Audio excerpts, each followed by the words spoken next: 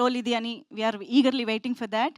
So yes, now Omkar Naidu గారు please. ఏదో నేను డబ్బులు ఇచ్చినట్టే ఉంటుంది సార్. మూర్తి గారు నన్ను ఈ సినిమాలో ఈషా తంతది, మీరు ఎంజాయ్ చేస్తారు పక్క. అది కాకుండా మేజర్గా ఏంది అంటే ఒక్కసారి అంటే కొట్టండి సీన్ రీక్రియేషన్. ఓకే, బట్ జెన్యున్గా నాకు ఇది ఒక ప్యాషనెట్ ప్రాజెక్ట్ అనమాట.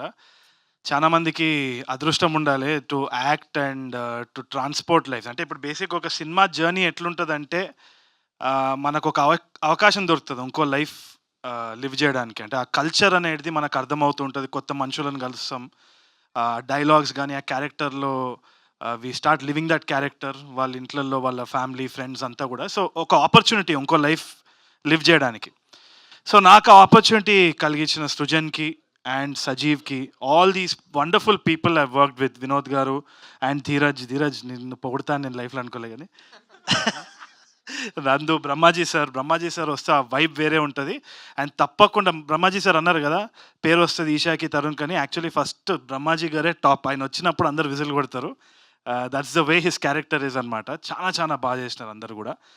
ఒకటేంది అంటే మనం అర్థం చేసుకోవాల్సింది ఏంటి అంటే డెఫినెట్లీ ఒక కామెంట్ అయితే ఉంది, ఇది రీమేక్ మళ్ళీ ఎందుకు చూడాలి అన్నది. So let's address that first.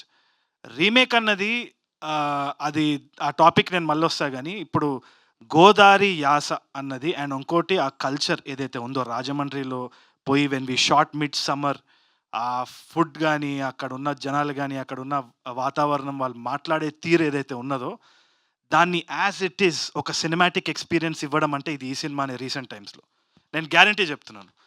And అది మనము ట్రాన్స్పోర్ట్ చేస్తున్నాము చాలామందికి. ఇప్పుడు నేను దానికి ఒకటే ఒక రీజన్ చెప్తున్నాను, why should we watch it అన్నప్పుడు, విజయం సూపరం పౌర్ణ్యమా ఏదో మలయాళం సినిమా వచ్చింది, మీకు తెలుసో తెలీదు.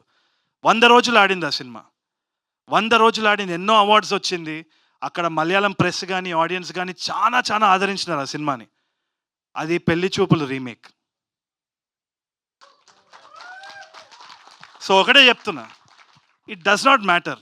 దీంట్లో ఆనెస్టీ మీకు కనిపిస్తుంది, కనిపించకుంటే చూడకండి, నలుగురికి చెప్పండి చూడొద్దని చెప్పేసి, అంతే. అంతకంటే ఏం చేస్తాం. కొత్త టెక్నీషియన్స్ వచ్చినారు, we wanted to take a risk. దీంట్లో జెన్యున్గా ఎవరికి they came out of love. ఆ సినిమా అంటే ఇష్టము, ఈ క్యారెక్టర్ చేయాలని ఒక ప్యాషన్, అంత తప్పితే ఎటువంటి వేరే ఆలోచన లేకుండా. సృజన్కి కావాలంటే వేరే ఎవరో హీరో డేట్స్ తీసుకొని ఏదో ఒకటి చేయొచ్చు ప్రాఫిటబుల్గా, అంటే ఆన్ ద టేబుల్ ప్రాఫిట్స్ గురించి మాట్లాడుతున్నా. కానీ ఇంత రిస్క్ చేయడంలో ఎందుకు ఏముంది అంటే అది సినిమా చూసిన తర్వాత మీకు తప్పకుండా తెలుస్తుంది అనేసి నేను అనుకుంటున్నా. It's full of heart. So తప్పు జరిగే సమస్య లేదని నేను అనుకుంటున్నా. Apart from that I'd like to thank everyone. మళ్ళీ ట్రైలర్ లాంచ్ అప్పుడు మాట్లాడుకుందాం. Thank you. సూపర్ అండి, thank you so much. And వేదిక ఏదైనా ఈఎన్ని ఫ్యాన్స్ సాటిస్ఫై అయ్యి ఓం శాంతి అనుకోవాలి అని అంటే మీరు అప్డేట్ ఇవ్వాల్సిందే, వాళ్ళని శాంతింపజేయాల్సిందే. చేస్తున్నాము, తీస్తున్నాము. మీరు ఫస్ట్ డే కానీ రాకపోతే అప్పుడు ఒక్కొక్కడికి ఉంటుంది చెప్తున్నా, చూద్దాం అప్పుడు. ఓకే, అప్డేట్ ఇమ్మంటే వార్నింగే ఇచ్చారు మొత్తంగా.